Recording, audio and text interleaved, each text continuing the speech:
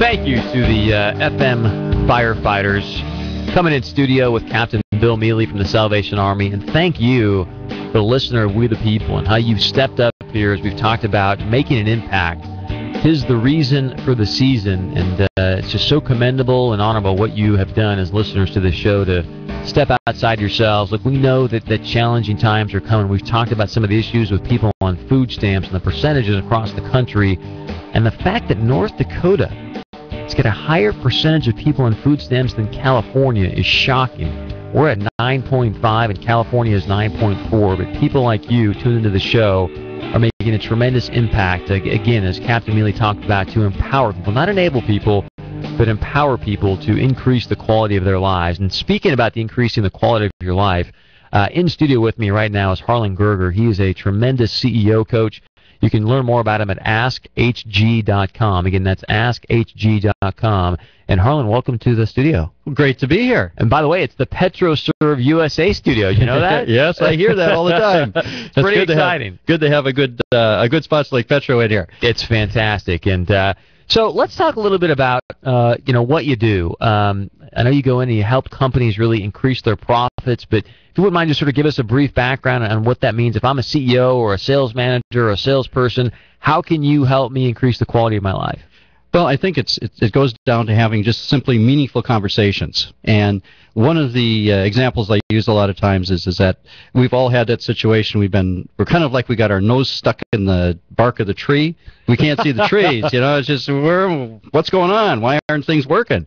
And I say I just back people off away from the tree, and then have some meaningful conversations and say, here's some issues, here's some core issues. Let's get down there, let's dig them out, let's deal with them. And when that happens. So give me some examples. If I'm a CEO or if I'm a sales manager, how can you help pull me away from the bark of the tree and have some meaningful communications that I'm presuming are going to then lead to some specific actions? Or yeah, I can't say names because this isn't confidentiality, right. But I've had a conversation here a few weeks ago with a CEO that the business was doing well, but it was flat. And he was a little upset about that and was frustrated with it. And we had a pretty heart-to-heart conversation. And I simply said, look, either get fully engaged again or get out. And he's the CEO? Yeah. And I said, get fully engaged or get out. And he I almost thought he was going to cry at me a little bit. But we had a conversation again, and he's fully engaged. He's recommitted. He's changed a bunch of things in his life, and it's going to be an interesting year. So help me. First of all, ladies and gentlemen, Harlan Gerger, he's a great CEO coach, sales training coach. If you have any questions or comments for him, you can call in. It's 888-598-8464. Again, that's 888-598-8464. Locally, 271-1100. Again, that's 271-1100. You can always email me. It's talk, T-A-L-K, talk at am1100.tv. Now, help me out here. I'm a CEO. How am I disengaged? I mean, what went on in that conversation that led him to be disengaged, and how did you get him re-engaged? Well, this particular organization I've known for quite a while, and they were doing exceptionally well. Matter of fact, what happens a lot of times is businesses will grow to a certain point, and everybody's really put a lot of energy in, and then they say, okay, time to coast. And what happens is if it's not established correctly or they're not done right, it kind of flattens out because you still need the leader. Sounds like our country right now. I mean, when things were going well, we kind of coasted, and so I didn't mean to interrupt you, but you still need a leader. And so how did you get him re-engaged? I'm going to take on this leadership role again and begin to move this country forward. Company forward again. Well, I think the real thing is that he was aware of it. Nobody had really put it on the table for him or really talked about it. And that's I think one of the things I help people do is let's put the gorilla on the table. Let's really look at it. Let's make some intelligent decisions now.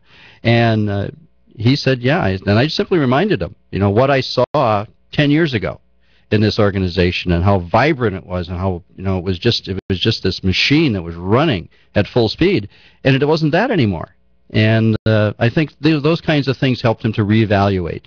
So now we'll see what happens this coming year, but he's got some pretty significant goals set.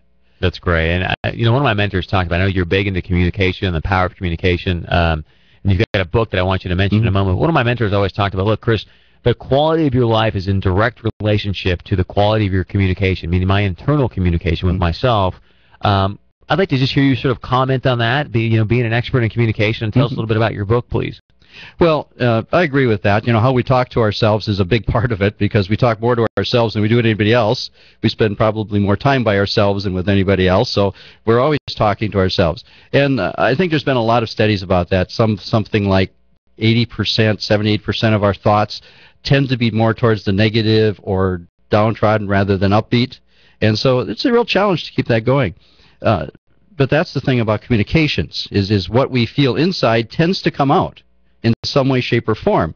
And in a leadership role, a lot of times that comes out in ways we don't necessarily like it to be. And people see more our behavior than they do our words.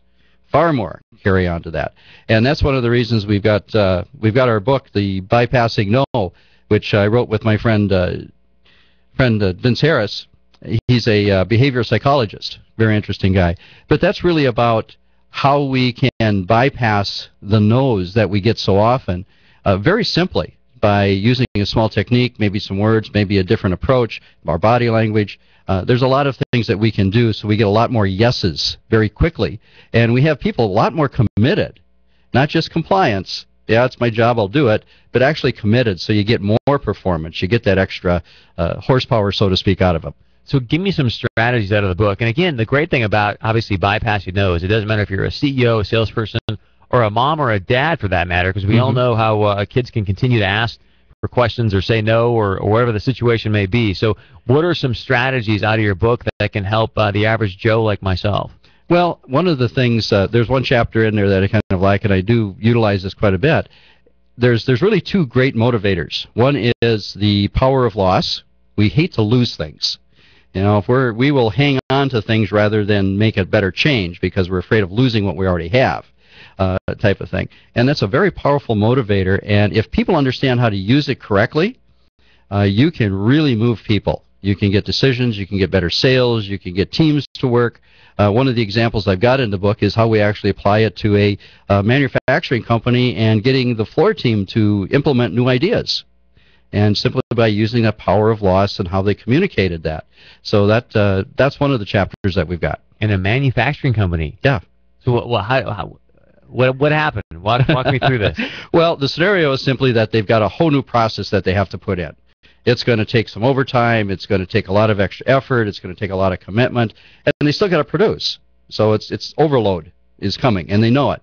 So how do you get the team leaders to really buy into that and it taken out as their baby, so to speak, so that now they can go out and work with their crews to get it going? And it's the way that they got talking about what's the outcome. What really is happening out there? What are the issues? What are the problems? Getting people to really talk and communicate is really what it's about.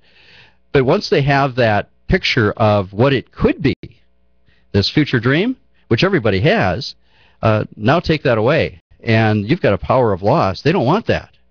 I want that back. How do I do that? What do I need to do?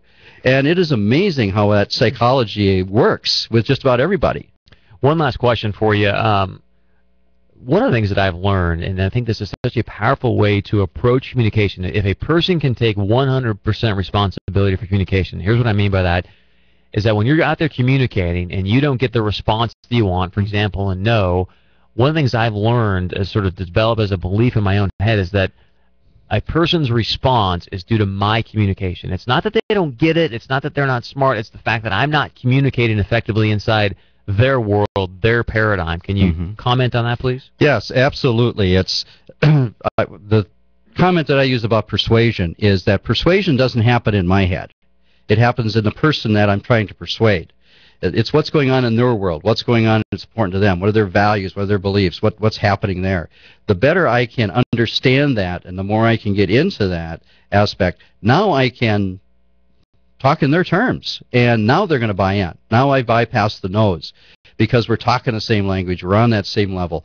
And that's one of the challenges in leadership is that leadership can get so tied up in their own thinking that they forget that not everybody thinks like them or sees it the same way as they do.